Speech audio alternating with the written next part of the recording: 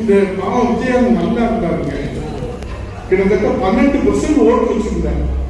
அவரை கூப்பிட்டு நீ தான் தமிழ்நாட்டு முதலமைச்சர் சொல்லி 3வது அணிக்கு தலைமை தாங்கன்னு சொல்லி அந்த மனுஷன் உடம்புக்கு முடியாம ஊரா கூட்டிட்டு போய் நீ நான் முதலமைச்சர் கட்டி கிடக்காத கூட்டம் விஜயகாந்த முதலமைச்சர் அணியில் அமர்த்தாமல் விட மாட்டேன்.